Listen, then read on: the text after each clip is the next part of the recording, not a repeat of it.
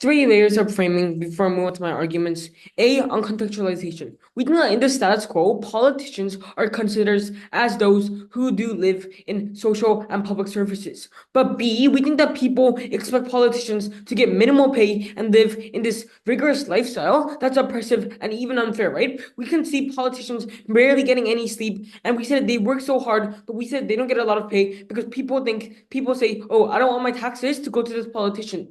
But B, on the metric of this debate, we think this debate is about which side actually helps the politician do their job correctly and create better policies or whatnot, right? So we said that whichever side proves this will actually takes this debate home. Politicians, as we already characterized before, we think that they work very hard, but we said they don't get a lot of respect because they're considered as social and public services, and because their roles are so restricted, because now they have to follow this certain standard of what the social or public service looks like. So two arguments here. Firstly, about how if you promote this job as a politician of actually a career rather than a sacrifice, then how there's going to be better incentive for people to actually jump into politics, and this increases the overall quality of the public service. 3 points here. A, we think that the problem with framing politicians as a service is a few folds. Firstly, we think that people expect you to give everything in service of the country. But second, we think that this actually deters talented individuals who actually have the capability of seeking society from entering the field of politics because they do not really see this as a sustainable way to maintain their livelihoods. But third, we said that even if they actually have the financial capability, many do not want to give all of these up to become a politician because they do know that the public will demand them to give these things up, or they will be used as a way to undermine their credibility, right? So B, how does promoting the idea of a career politician actually changes? First, I think that it changes this by promoting the notion that a politician is just like any other job. That a job has to be a way to sustain their living. So we think that there will be more financial sustainability. We recognize this means increasing the amount of salary or providing better pensions. So this also incentivizes talented people to actually jump in because now they see this as a way to sustain their lives while serving the country. So second, it also means that there will be more competition. It means that people with diverse ideas and novel proposals are likely to actually jump into politics because they understand now that they don't actually have to give up everything in order to just become a politician. So last point on the impact, if you I'll take your POI. Okay, so if politicians who chose their job willingly do not have to fulfill their purpose, why do citizens have to fulfill their part of the social contract?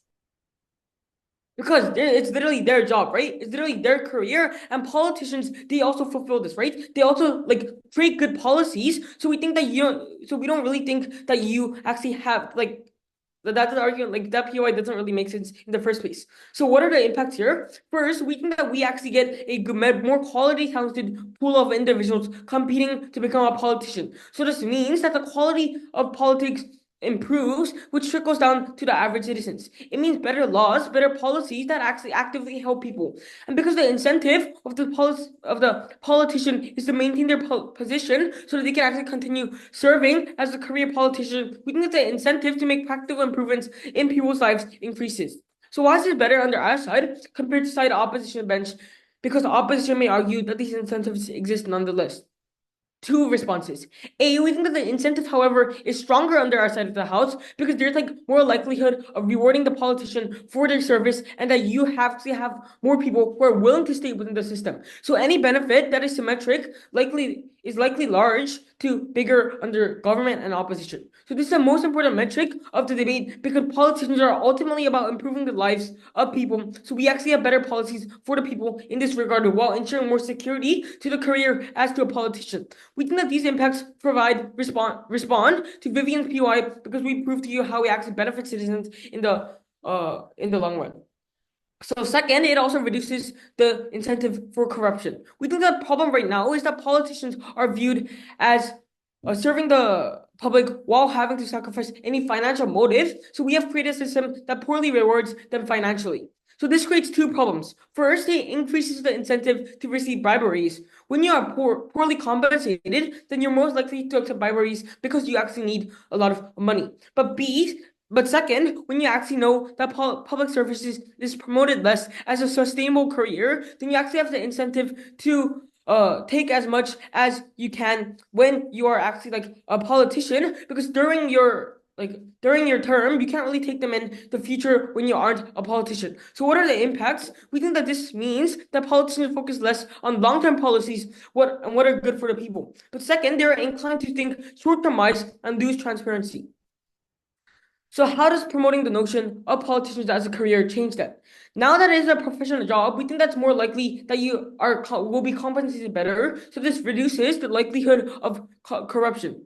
But secondly, since it is a career where we actually provide more financial incentives as you perform better, you actually have the incentive to get compensated through your performance. We think that the problem now is that this is less likely to be rewarded when the public takes your service for granted. And that is why politicians may get demotivated in the long run on the opposition side of the house, because even if it weren't the case, then you get more motivation on the other side because you get compensated more since it is a career rather than a sacrifice. But we can also hold politicians more accountable for their performances. So what's the impact here then? Two impacts here. We think that the problem of corruption, it's less likely to happen, and therefore laws and institutions can actually operate more professionally in a way that promotes stability and economic development for the country. We think that this means giving the professional recognition of expert politicians who are actually more likely to stick to politics and pursue policies that actively help the general public in the economy, in employment, and etc.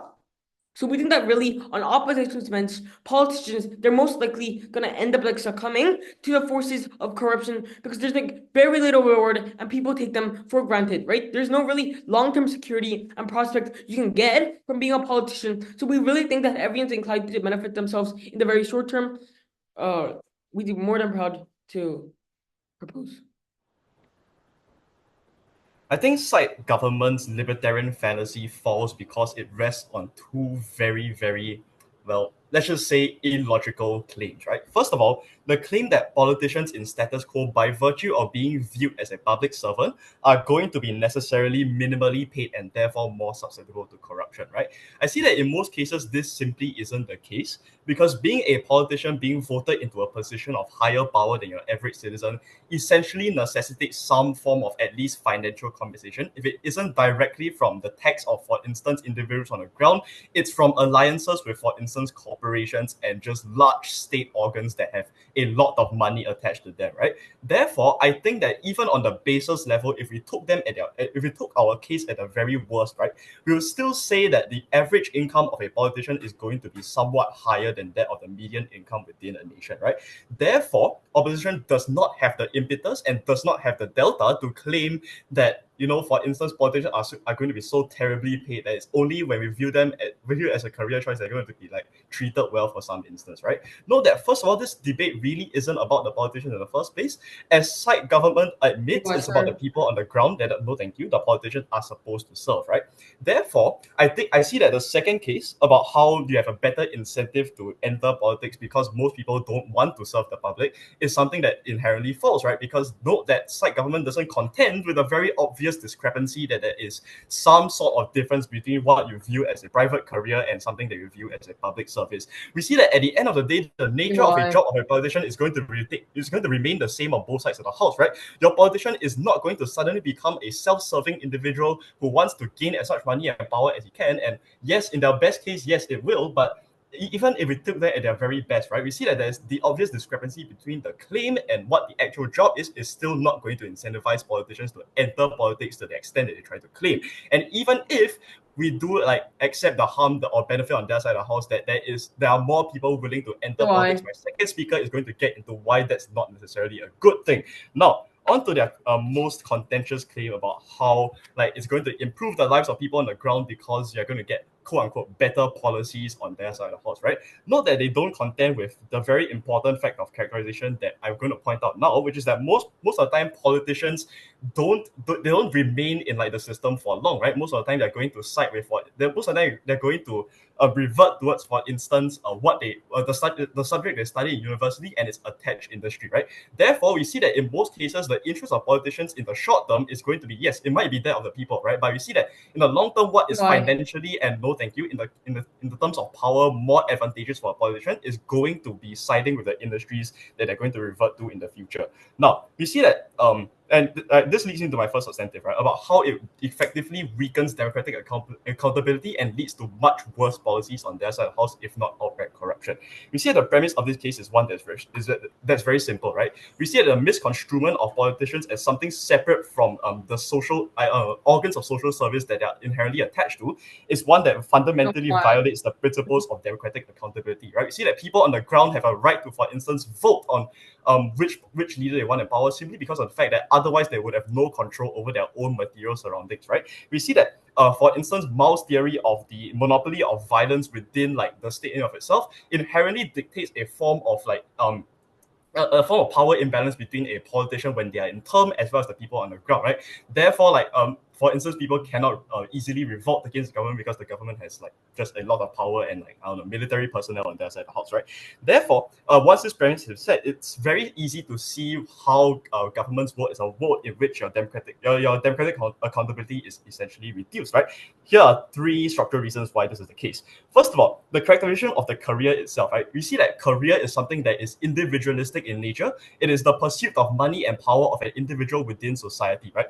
Therefore, we see that once you attach this notion towards and something that is inherently public in service, a service that is public in nature, we see that there is a very, very, very like powerful incentives for politicians to want to do things that inherently benefit themselves and only themselves in the short term, right? This looks like, for instance, decreasing corporate tax so you can get like a bigger kickback from like, these corporations in the future, or it also looks like, for instance, reducing, for instance, the minimum wage of workers on the ground so that they're able to extract as much profit from them as possible, right? We see that at a point at which Gov cannot like easily disprove the connection between politics and industry in status quo. There's a point at which they're unable to refute the claim of politicians going out for personal gain. You see, the second problem is with the narrative itself, right? You see, the way this narrative manifests in society at large is that powerful and successful people who have a lot of money and a lot of influence are inherently looked up to. Therefore, at a point at which a politician becomes financially successful because of their own policies that they push out for themselves in their own term,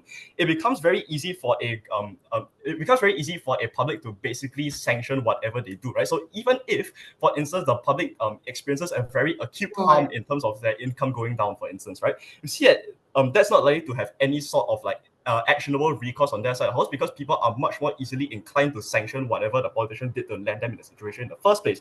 Therefore, the outcome is decreased public scrutiny of what politicians do in office, and instead, the deification of politicians, and therefore the sanctioning of bad decisions. Now, on to the third point about how they're going to side with their own future prospects, and therefore leading to leading to like the outright corruption that I claim on my side of the house, right? So first of all, as I pointed out in my characterization, most politicians are going to revert to private industry like once they're done with their terms. It means that this means two things, right? So first of all, like politicians are going to want to keep these industries in power for as long as possible, and unfortunately the way that these industries stay in power is by reducing the wage of the workers and extracting as much profit as they can, right? We see that second of all, once a politician leaves the industry, leaves politics in general, they are likely to go back to these industries and therefore become very unscrupulous leaders of this industry. My second speaker is going to get more into that later, right?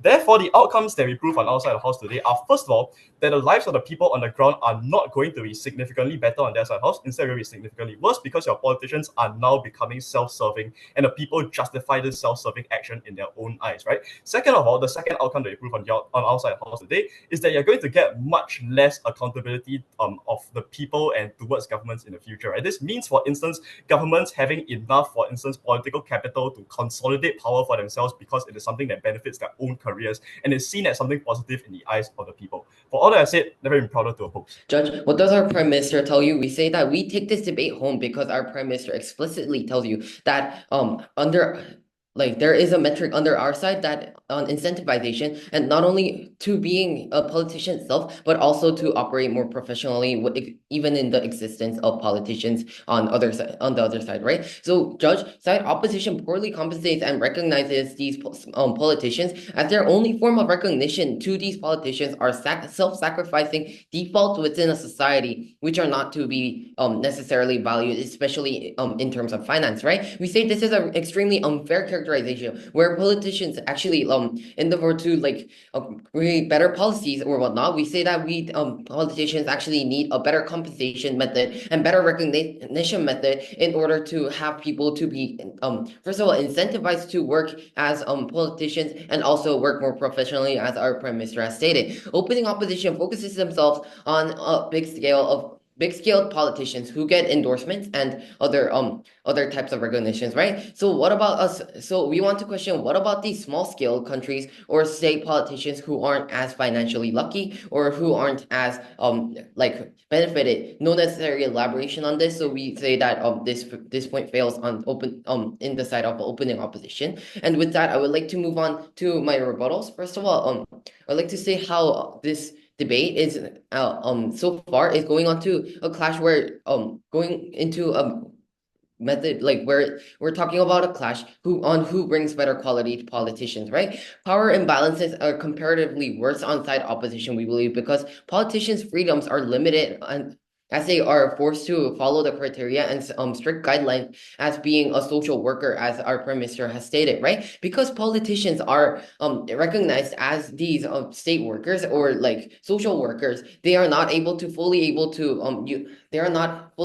utilize their power, or they are not fully able to like get recognition from others or respects because they are seen as the foundation or like the very basics of a society, right? Side opposition is actually afraid of politicians being looked up with their wealth and in the method of looking up to any other jobs, right? So we say this rather creates more incentive and you have numerically more people jump into politics or create more systems, especially like educational systems that apply to politics in the future in order to create a better like quality politicians under our side, right? Because politicians are famous, because politicians are properly recognized and looked up by a lot of people in the society, and we say this is an exclusive benefit under our side because where politicians are like recognized as social workers, there would not necessarily be as many like educational systems that comply to becoming that have a goal or comply to like being a politician in the future, right? So also I would like to say how financial incentive already provides like incentive to do well on our side, and so it's not mutually exclusive on their side. So we say that having financial incentive, like our prime minister has stated, it Points gets possibilities of like no thank you possibilities of things such as bribery. So we say that by having mass financial compensation itself creates more recognition and also a more transparent political field, and this is only able to be done when people when politicians are taken a viewpoint in the method of where they are looked up as a career and not as a social worker who is supposed to be self-sacrificing unconditionally every time because they are the default of society, right? So even if you produce good politician, even if you do produce good policies of on-site opposition, you aren't able to enact them because you have less capital and these social service workers in forms of politicians, because nobody is incentivized to work as politicians. Why? Because they have no monetary, because they are not compensated, first of all, and they're not getting social recognition. Why would anybody want to work as politicians under side Point. opposition? No, thank you. And by that, I would like to move on to the last argument of opening government. I would like to talk about how the principle. By this, I mean how politicians are factually not a public service worker and should not be characterized in such a way.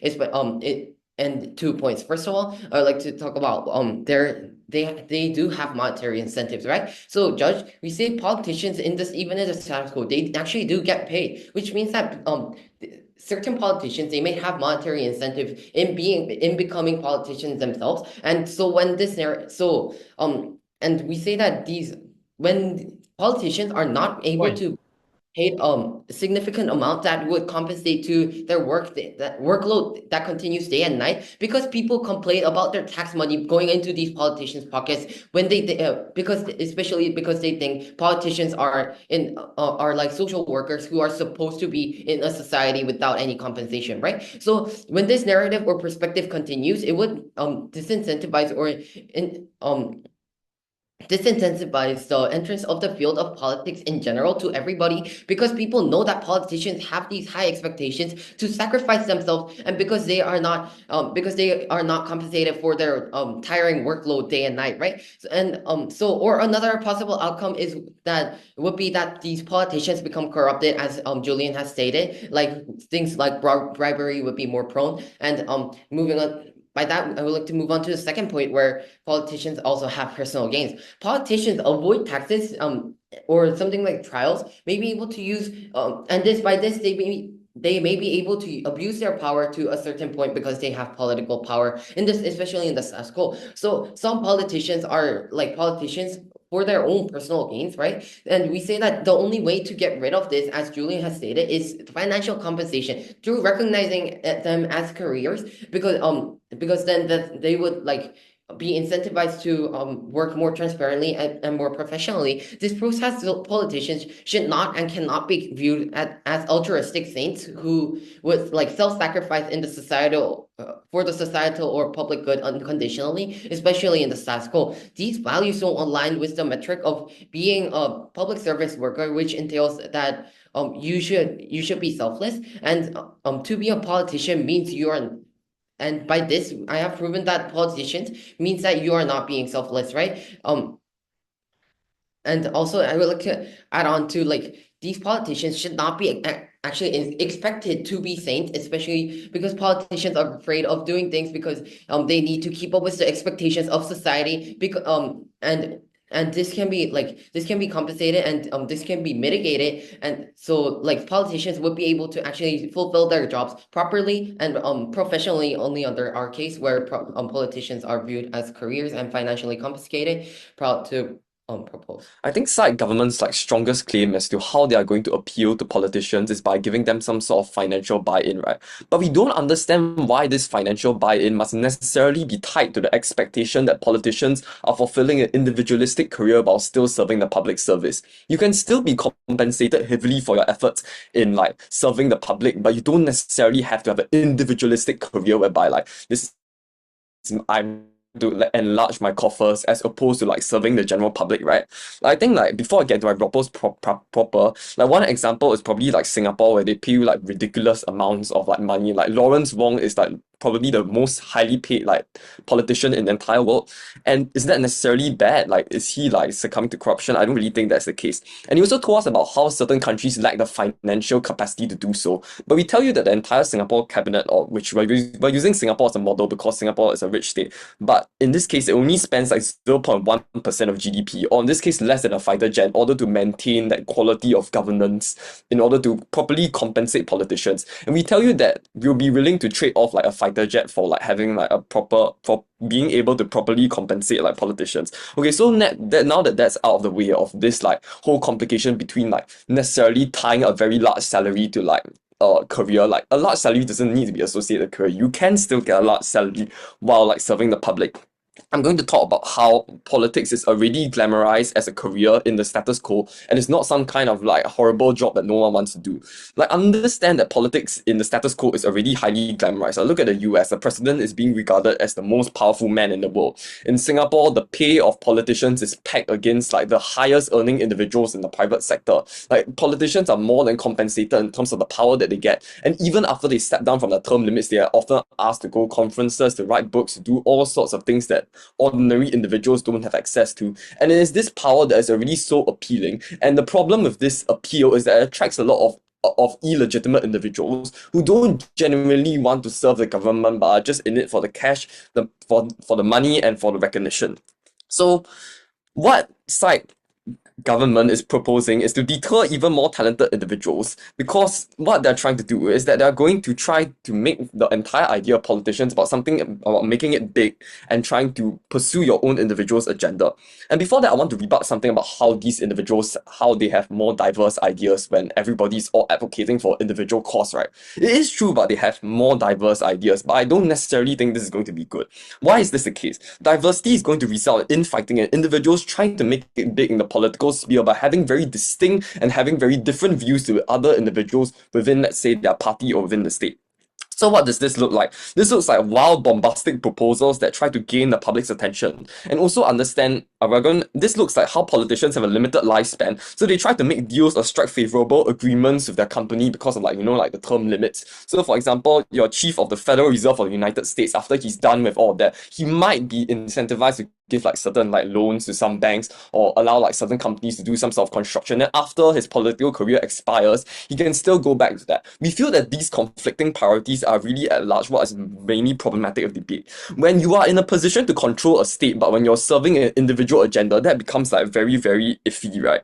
So and the second thing they told us is about how politics will become now unappealing now that individuals have to have that sacrifice, and then they have to keep up with individuals' expectations. But they don't really tell us what these expectations are. I'm going to tell you. These expectations are generally quite basic, right? Basically, as a politician, don't have an affair, don't have an extra wife, don't be caught going to a gay bar or something.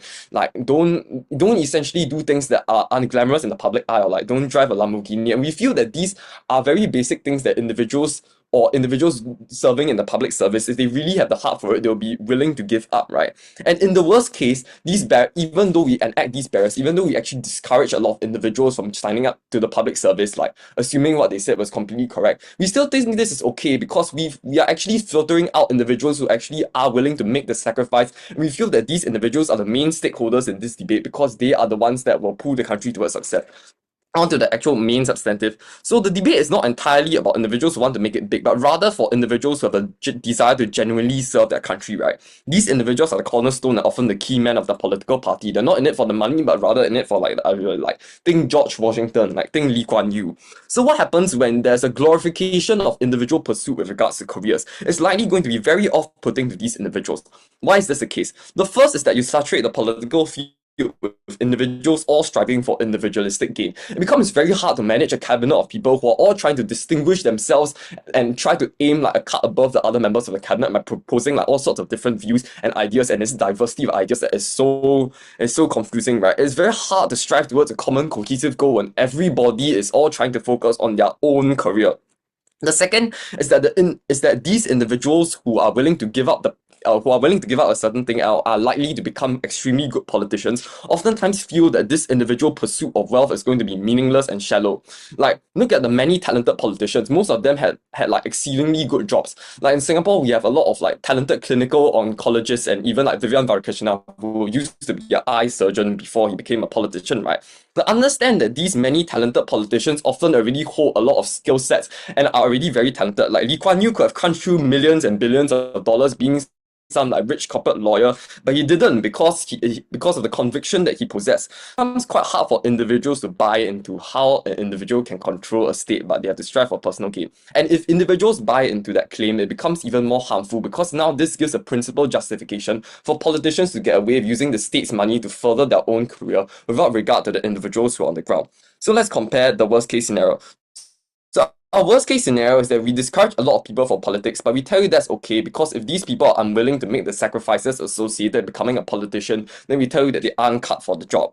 And on the opposite side's best case scenario, they cannot guarantee that these individuals, these cornerstone individuals who are willing to make the sacrifices, are going to be deterred by this individualistic pursuit of money, right? We tell you that it's obviously going to turn a lot of individuals off, and it creates a massive harm because you flood the public service with a lot of individuals who are just in it for the cash, who are just in it for the money, and you also actively discourage these individuals who will otherwise have served as a check and balance to society. So we only need several of these individuals, or else the entire country fails. So understand that this public service has to be a place where individuals can see your own political agendas, it's not a place to fulfill your own career aspirations, but rather one where you serve the country. And it's fine if some individuals are deterred from it as long as it retains an overall noble cause. Thank you. Okay, So 3 things in my speech today. Firstly, a clarification of the framing, which we believe OG did not properly frame. Second, some rebuttals to what OO mentioned. And third, 2 arguments. One, on how the status quo is a dangerous and unrealistic characterization of politics. And second, a unique extension to the debate on how when we change the narrative, it actually leads to better outcomes, policies, and a more sustainable incentive structure. Okay, so firstly, to clarify the framing, we want to acknowledge that in the status quo, politics is completely characterized as like a noble, a selfless pursuit, and is like associated with social and public service. And this perspective often emphasizes like selflessness, suggesting that individuals who enter politics are solely committed to serving their communities and acting in the wishes of the public. In the status quo, we would like to acknowledge that there is some problems, such as how this characterization can lead to unrealistic expectations about the true motivations of politicians, which creates a disconnection between the public perception and political realities. And second, on how it is not a truly like sustainable incentive structure, and why our side, the argument which our side will introduce will fix this. Okay, now on to some rebuttals for the points that OO mentioned. We want to say that we agree that the nature of the political office is that politicians like serve the public, and how good your policies are is like evaluated by what kind of impact you leave to the public. But in OO's world, they mentioned like they want the truly good-hearted, like society-oriented individuals who focus solely on the benefits of the nation and don't care about politics, fame, power, and selfish interests at all. But we question whether these individuals actually exist, and our side doubts it, because to some extent, like all politicians are selflessly interested, and that's why we believe we should change the narrative to characterize like politics as a career rather than being like a social and public service, because it actually brings more benefits when people acknowledge like the reality of the situation, and in doing so, like there's also like other outcomes that are better. Okay, now moving on to my arguments.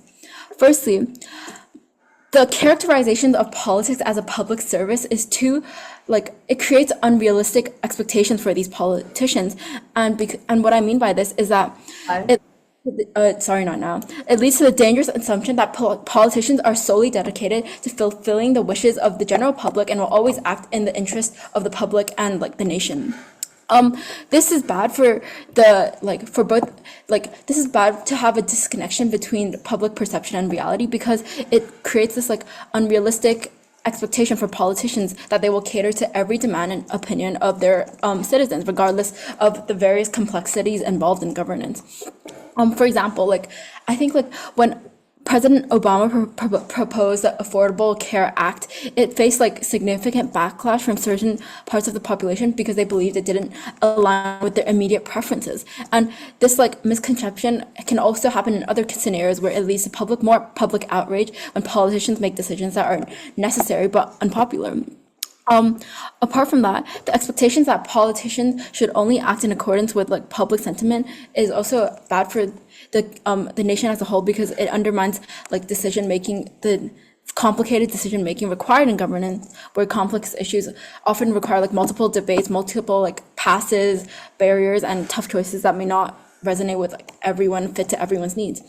As an example, many people have said people have this bad impression of politicians because they always want to see better politicians, more they have different high and unrealistic expectations. For example, they want to see strong, determined, and committed politicians. They want to see decisive and truly trustworthy and honest politicians that are less self-interested, who act more for the society. But in reality, this is not real, because all politicians are they're mostly focused on their own interests in power and authority. So we think this perspective can hinder effective governance, and not now, as politicians might prioritize popular opinion over real impactful policy making, and this results in short-sighted decisions that only prioritize immediate gratification and relief over sustainable solutions. Ultimately, this also harms the very public interest that the electorate expects politicians to serve. So in a conclusion of this argument, characterizing politics as a form of public service creates dangerous assumptions about their role, leading to unrealistic expectations, misconceptions, that they will always prioritize public opinion, and where almost more accurate characterization of politics is a career like recognizes how complex governance is and the necessity for informed, decisive leadership when like there's like difficult choices to make for the greater good. I'll accept the POI. point. Okay, so under your case, would it be But okay if the doctor was to put their pay over their patient and responsibility, ending up with killing someone, just like how politicians put their pay like above people? We are not talking about the pay, but we're talking about like how like selfishly interested politicians actually have more incentive to do like good things than to introduce good policies and like politicians who are so and so called like just interested in the public and the greater good, which will be discussed in my second argument on how like when the narrative change and you see politics as a career, which means that these politicians are like focused on self-interested, motivated by selfishly doing things, then it means that they're likely to be more motivated because they want to leave behind a good legacy, which means that these politicians are likely going to plan for more long-termist policies that leave good reputation and branding for their name. When you have the narrative change, you encourage politicians to do it not just for the public interest, but more importantly for the personal gains, and that is a more sustainable incentive structure because they are inherently motivated by a desire to leave behind a lasting legacy, which drives them to prioritize long-term policies over short-term gains. Like this, what I mean by this is that career-oriented politicians understand that their reputation and future opportunities depend on the impact of their policies and decisions. So this new perspective now encourages them to think strategically about the future and implement better policies and sustainable solutions that will actually benefit society in the long run.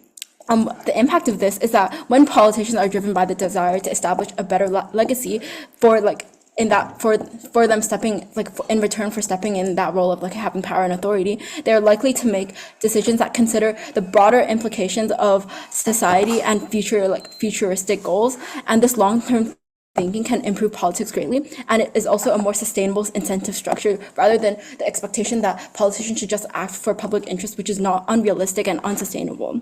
And if politicians view their roles merely as a form of public service, they may be more susceptible to the pressures of immediate public opinion, leading to like unsustainable policies and short-term and then prioritizing short-term popularity over a lasting impact, which is bad for the political climate where decisions are made based on what is expended rather than what is necessary for the long-term welfare of society. What are politicians? Being a politician itself can be an occupation. However, if you are a politician, you have the responsibility of making decisions for the sake of social and public service, right? If you have a purpose of being a politician, you should fulfill it, and without doing so, there is no purpose in having politicians in the first place. So if we follow government side's case, doctors do not have the obligation to help people, even though it's their sole purpose and responsibility, right? According to the other side, police officers have no responsibility or need to help citizens because these occupations would just be seen as careers rather than social or public service, which is the purpose of a politician, right? So we refuse to follow this case. So let's talk about the problem analysis, right? Opening bench of both sides failed to do this properly, so we would like to pinpoint what the problem is with a more accurate analysis. So the problem is that politicians do not care for their people, right? With the mindset that they are just part of a career or just an occupant in society, things are not going to change. The meaning of being a politician is lost in modern day society to the point that people do not even care anymore. The general public at this rate does not do anything even to make a change because they know that the politicians do not really care about their position and view it as no more than a job and a way to make connections and gain power. So for contributions from closing government, firstly on rebuttals. So the Prime Minister talks about minimal pay and how they have a rigorous lifestyle and they work so hard and they don't get a lot of pay. However, politicians chose this lifestyle, right? Also, politicians are not like just people who are suffering every day for food, right? Their salaries are much more higher than minimum wage workers in the general public, right? They are being paid with the people's taxes, and instead of politicians, we think that we should consider the general public the most by emphasizing the importance of serving the public good instead of just like prioritizing your personal interests. So government side claimed that politicians should not have to put their whole life towards their career. That's so wrong on so many levels, right? Their only justification is that politicians get no rest and they do not get paid well. But what about the minimum wage citizens that are still waiting for the government to fulfill their promises? Everyone is restless and everyone is suffering in this economy, yet politicians do not have to commit to their job. So secondly, they talk about reducing corruptions by being compensated more, but politicians are paid a lot already, right? Government says that compensations will make politicians like accept less bribery. However, let's be real, this won't magically make politicians be honest, moral people, right? Politicians will do anything to get more money, and the bribery won't just stop because they get like paid a little bit more. So DPM also said that like so the side government keeps characterizing politicians as these people who are suffering under the pressure of the public, but they're actually one of the most powerful people in the country, right? Because they are part of the government, they have so much more connections and power than the normal citizen who just wants to feed their family every day. And even if a politician can't use their power for their own full interest, like we think that the purpose of politicians is to actually serve the public, right, rather than just themselves. And MG talks about how people have unrealistic expectations of politicians. However, actually, people don't expect politicians to magically solve every problem, right? All people want is for politicians to fulfill their campaign promises and make sure that they take actions that don't make the public suffer, right? Member of Closing Government also talks about how it's just more sustainable because they are more motivated to leave a legacy by prioritizing long-term policies that leave a longer lasting effect. However, serving the public interest is the long-term policy, right? In order to create a lasting impact and a long-term policy, you have to serve the public interest, which is exactly which does not happen in government side. So moving on to our extensions. Firstly, we want to talk about the imperative of public service, which opening didn't stress this point enough. Hence, we judge would like to further elaborate. Firstly, they have a duty to serve the public, right? Leaders and officials must place the welfare of society above personal interests by making decisions and policies that promote justice, equality, and the well-being of the public, rather than viewing your position as just a job that you have in the current moment. So we also would like to tell you that politics should fundamentally be viewed as a form of public service that is like past the self-ambition, right? Politicians have always held an ethical responsibility to serve to promote the public good, right? Politicians are part of the government. The government's purpose is to serve the public because they have the most power, right? It is to serve the citizens, to provide and to protect, right? Once that is broken, there should be no expectations for the citizens to fulfill their part of the social contract either. So by framing politics as public service, politicians are encouraged to act in the best interest of society, fostering trust and accountability. This perspective can lead to more ethical decision-making as representatives are motivated by a sense of duty rather than personal gain. So moving on to our second extension, we would like to talk about the harms of promoting careerism instead of passion. So what is careerism? When people, in this instance, politicians, develop an attitude where everything they do involves trying to gain more profit, in this case votes, like this means that people would like prioritize their personal interest over the public good, right? Viewing politics as a career would on the other hand will encourage viewing politics as a career would encourage these individuals to prioritize personal advancements and gains over genuine representation for the people. This manifests in politicians solely focusing on their next election or position rather than the actual needs of the community, right? So the government argues that politicians will do good things in order to get more votes to keep their jobs, right? Votes, yes. So if you don't compensate these politicians, and if you only pressure so much on their responsibilities, who would actually be willing to serve as politicians if they're recognized as only social servants? So we would like to firstly clarify that they are being compensated, right? These politicians are much more wealthier and much more powerful than the normal citizens who are getting the effects of the decisions of the politicians. So we're saying that they already have enough monetary incentive as well as like connections and power, right? So what happens if the government side were to prevail and their case was taken under government side, the public trust in political institutions would be heavily eroded, right? There'll be apathy, disengagement, etc. When citizens perceive politicians as careerists, they will feel that their needs are secondary to the ambitions of elected officials.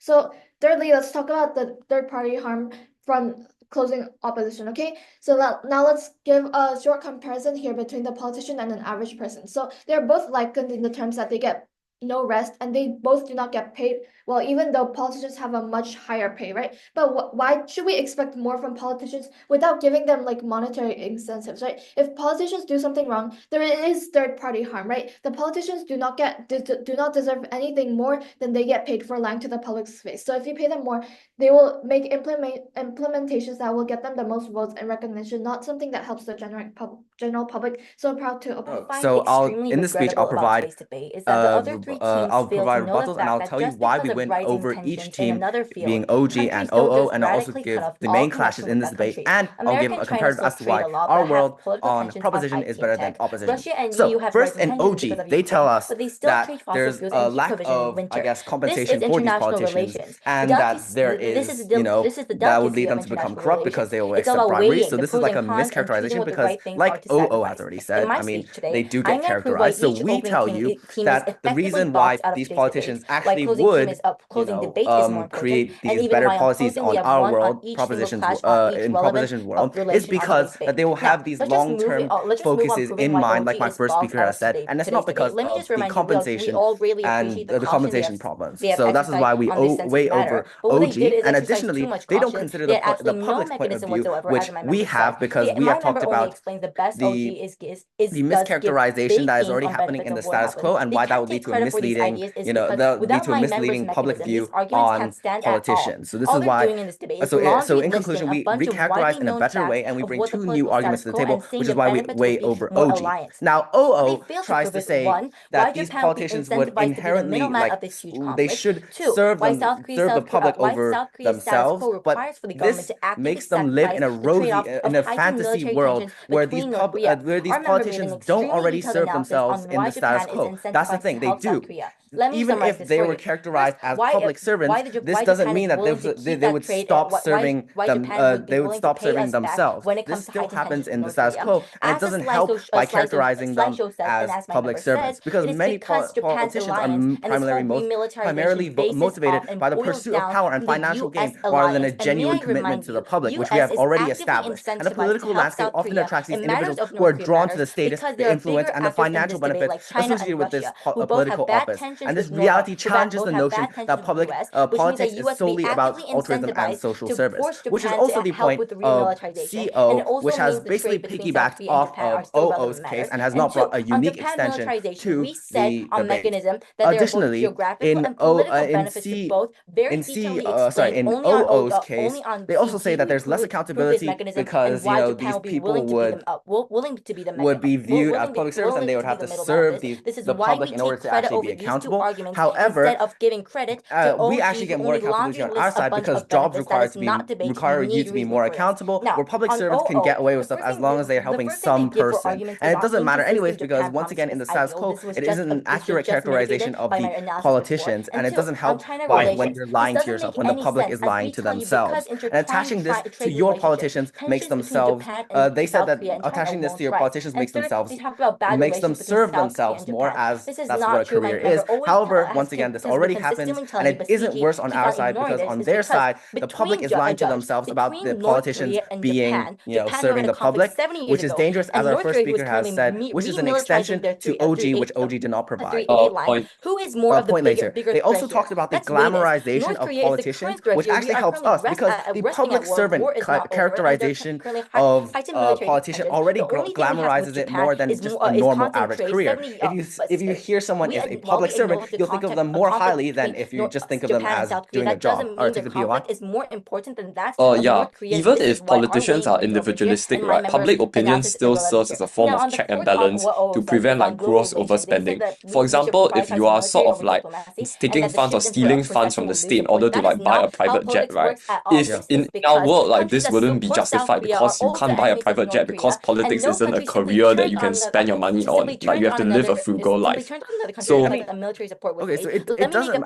Even if this does happen on our side, it still happens on your side, and this public opinion doesn't matter. This characterization won't affect the public's opinion on the politicians. Instead, it's just misleading right now in the status quo. So once again, this would still happen on your side, because these politicians would still be buying their public jets or their private jets, and they would still be doing that, except the public can't do anything about it anyway. So that's just the POI doesn't doesn't work. Okay, so why we way over CO finally? Because they talked about how these politicians would prioritize pay over people, which once again this happens on their side, and this characterizing as a public servant doesn't make it better. So of course they should help people fundamentally, but this isn't the reality in the status quo. And their entire case relies on the rosy assumption that all politicians believe in this attitude of serve the people instead of themselves. And so we take down all three of the previous teams. So now I'll take on the clashes of this debate. Whether first the politicians would actually have better policies on either side. And we win this clash because we are able to show that viewing politics as a career incentivizes politicians to prioritize long-term strategies and effective governance. OG characterizes this as financial compensation and bribery, which doesn't stand. The characterization of OO is that they make them think more of it as a career, which leads to more self-gain and worse policies, but this is not mutually exclusive. And so we say when politicians view their roles as a career, they're inherently motivated by a desire to leave a long-lasting legacy, which drives them to prioritize long-term policies over short-term gains. And the second clash is on whether there's actually a self-serving attitude in the status quo, and whether the current characterization of public servants is a mischaracterization. And we also want to clash because we prove that the perception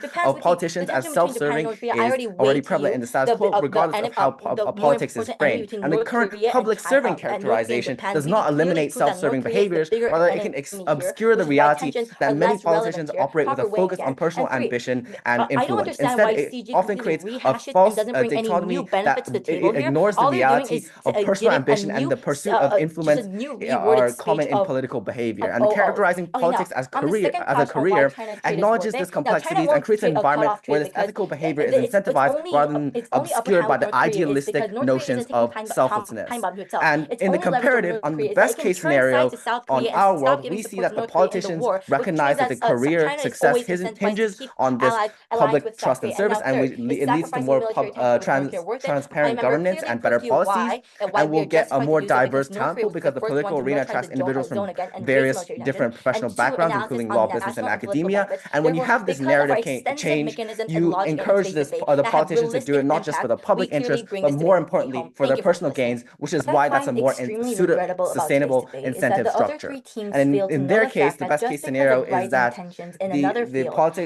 those who view politics solely as a form of public service presents an appealing image of altruistic politicians dedicated to serving the community. However, this ideal often creates unrealistic expectations about the nature of political work, and politicians may become overwhelmed with the public pressure to conform to this public opinion, which leads to ineffective governments, and this is why I'm proud to propose. Directly moving on to our first clash, do these politicians have this obligation to serve the people? Judge, the government side fails on so many levels. Not only did they fail to effectively engage with our points on careerism, but they also failed to tell us why the regular people should still fulfill their responsibility, while the politicians, when they fail at their part of the social contract, are paid more instead of being punished. Now, why do these people have an obligation to serve? We have three analyses to this point. Now, with the third one being third-party harm. Rebuilding off of our first member speech, these politicians have a much greater impact than a regular worker would. If a doctor makes a mistake, at most the patient is impacted. For politicians, on the other hand, their patient in this case is the whole nation, if not more. If a singular politician makes a mistake, the economy can crash, the education system can crash, riots can happen, and so much more can happen to hundreds of millions of people, if you consider interdependence as well. Also, if these politicians begin to stop caring about the people, which we believe that stopped a long time ago, right? They get paid either way. We said that they will go for money instead of making good choices for the people, right? In which this directly refutes to the side's government's whole entire case. Now, our second point on why these people have this obligation to serve the public is because these politicians had free will, and always will have free will. Nobody forced these people to take this well-paying job. It must be such a pain to be paid well, right? Sure, we may be limiting their freedom, but this narrative was always in place. When a politician joined politics, they should have expected, and they probably already knew, Judge, you can't just take the position of one of the highest paying jobs, then complain that you have no freedom when you absolutely did. Now, our last and third point on this is the social contract. Now, we would like to tell you who pays these politicians. The government does. And theoretically, as well as logically speaking, the government does not have money. Technically, from a technical perspective, they may have money, but that money is the people's money. If citizens who can barely afford to live themselves are still paying taxes to the government while while being on the brink of being homeless, the government should not be using the money to benefit politicians instead of the citizens. On the other side, they fail to respond to that point about social contracts, right? Now, moving on to the weighing of this clash, who should we prioritize and serve? Now, we believe that the people should be served, not the other way around. If we weigh in terms of headcounts, we prevail, right? Because the citizens are a much higher headcount in comparison to the politicians, hence they should come first. Even in terms of vulnerability, right? These citizens are diverse and there is a wide range of them. A lot of them are poor, a lot of them are oppressed, a lot of them are homeless, and a lot of these people are simply marginalized voices who deserve someone to represent them within the government, not go for their money in a vicious cycle. Now, the victim mentality that side government pushes onto these privileged group of politicians is not only absolutely radical regarding what they expect to happen, but it is completely nonsensical and illogical. Now, moving on to our second and last class of this debate, coming from closing opposition. Which side brings better performance and changes in terms of quality and quantity? Now, side governments claims that dangling money in front of these politicians will solve every single issue that society has. Now, we will tell you that this is not the case for multitudes of reasons, right? To strengthen our members' contribution, careerism is indeed dangerous and very risky. Now, with careerism, these politicians will make decisions, certainly, that give them the monetary upper hand and also more financial gain, instead of them making the best decision for the people that they are supposed to be serving, right? So we would like to tell you what this will look like. Every single voting season, the politician will not fulfill their promises, but instead, they will make greater and greater promises while lying to the public's face. And even if the other side does talk about the politicians having more competition and like them wanting to improve their case, the only thing that they can even improve with is a mere facade in the best case of the government side about making more lies. If politicians are not motivated by money but rather held up by the people, they're going to take more accountability, rebutting to the other side's case once again. Government sides that said that they will encourage politicians to think more critically. Critically think about what more lies to shove into the face of the public, and I will take that POI. So under our case or under both models, wouldn't there like be a check and balance system which actually incentivizes politicians to drive in a way where they make good policies, or like politicians could be kicked out of office when they make bad policies? Okay, what type of check and balance could there possibly be? Because if there was an effective check and balance that is possible to enforce, I'm pretty sure that a lot of the current politicians would not even be in office in this current day, right? So we already know that these check and balances do not work for these politicians. And even if they can get kicked out of office, they cannot get kicked out of office when they're so powerful. They can like cover anything. They have good lawyers. They have enough money to like get rid of anything, bribe people into their silence, etc. And especially with how they're manipulating the public and their views on themselves, we believe that the other side's case is just completely impossible to achieve. Now, the government side also would ask us who would want to be politicians under our case.